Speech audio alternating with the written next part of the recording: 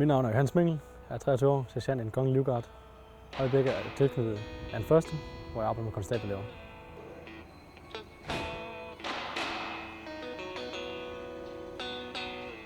Det var den 29. december. Vi var kommet hjem fra min onkel af, og vi har fået været forbi at hente en gammel folkevogn med splitbagrude. Og min far han var i gang med at klargøre den til, at vi skulle skubbe den ind i laden, for det er en af de her meget specielle folkevogne her med splitbagrude. Og min mor hun var lige kommet fra vores hønsehus her og hentede æg.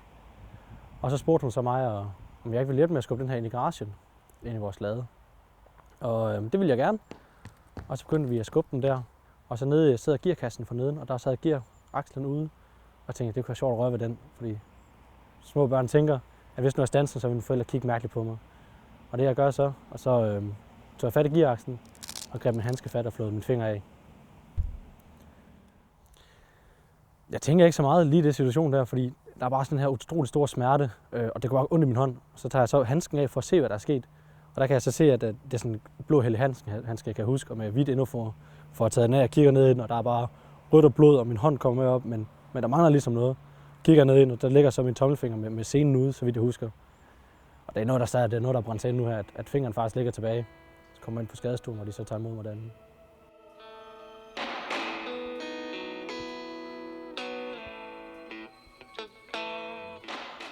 De gik simpelthen ind og flækkede knoglen i tommelfingeren, hvis I kan forestille jer. Hele det her led her, alt det her væk.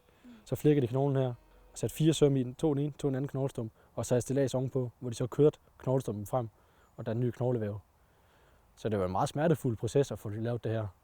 Og man skruede de her 4 gange om dagen på den, cirka 1 millimeter hver dag, forlængede den på, hvor jeg så fået hele den her stump at arbejde med. Og det var noget, vi gjorde derhjemme. Og de skruede primært om natten på, de stoppede om natten og skruede på en tommelfinger, for der sov jeg, og der kunne jeg ikke mærke det så meget. Men om dagen, der gjorde det vanvittigt ondt.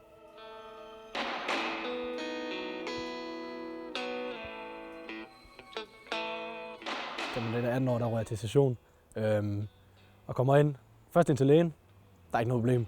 Så går jeg ind til den her psykologsamtale, der er, hvor de også skal finde ud af, at man skal trække nummer og sådan noget.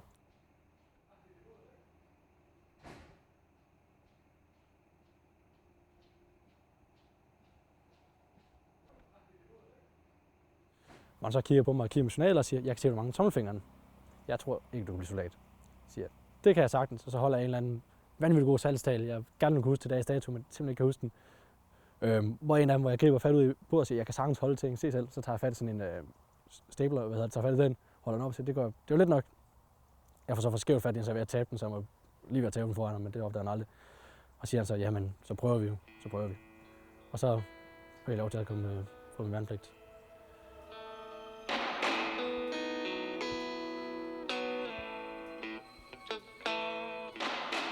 Der er stadig den dag i dag, jeg finder ting, jeg ikke helt kan såsom IKK-kumulør.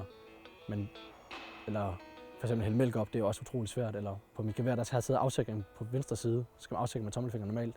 Det kan jeg heller ikke. Og der var andre måder, jeg nødt til at gøre det på. Så der er hele tiden det her, hvor normale mennesker måske bare sejler igennem og siger, det er let nok. Der møder jeg hele tiden sådan nogle punkter undervejs, hvor man tænker op, hvad fanden gør jeg nu? Hvad bliver jeg til at gøre på en anderledes måde? Jeg synes et eller andet sted måske også er sundt, at man hele tiden bliver udfordret, og ikke bare har den lette tilværelse igennem ting og sager.